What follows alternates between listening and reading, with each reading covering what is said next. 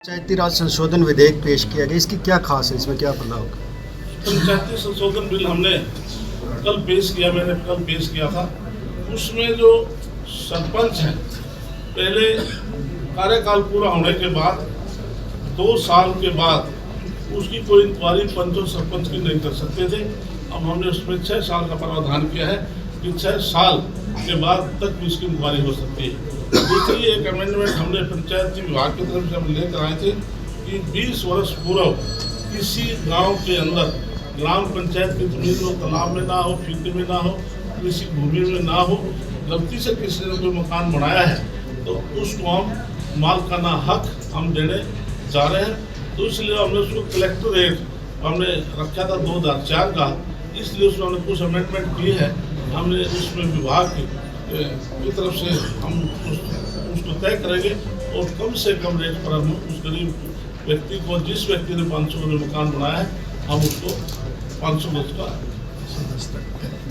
मालिकाना हक देंगे। मंत्री जी, जो विधेयक आपने पेश किया, जो 2 साल तक कार्रवाई होती थी, अब 6 साल तक होगी, उसमें कुछ पंचायतें चिन्हित की गई हैं जिनका टर्नओवर 2 साल में खत्म हो गया, उन्होंने करप्शन की हो?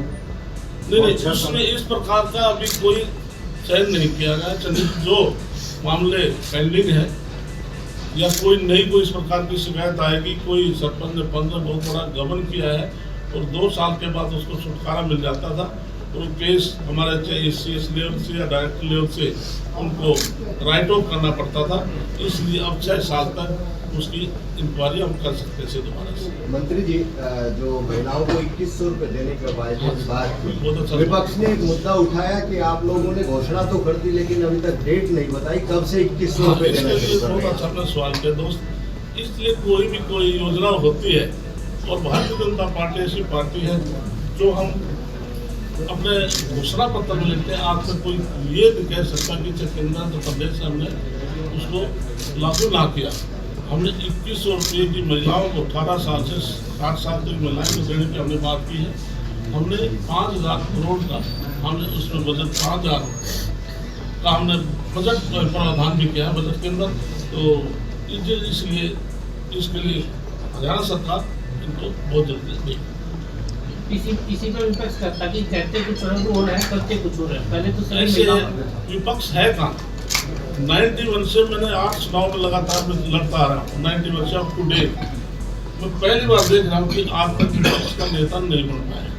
और दूसरी बात मैं कहता हूँ कि भूपेंद्र सिंह हुड्डा कांग्रेस का सीनियर लीडर है। आप उसकी प्रोसीडिंग निकाल कर देख लें, जो भी कोई हाउस में बोलता है एक शब्द भी वो दर्ज हो जाता है। आजकल अपने विधानसभा क्षेत्र के लिए या रोहतक तक के लिए तो एक शब्द भी भूपेंद्र सिंह हुड्डा ने आज तक कोई शब्द बोला हो, केवल विपक्ष की बुराई के लाए उसके पास कोई दूसरा शब्द नहीं है।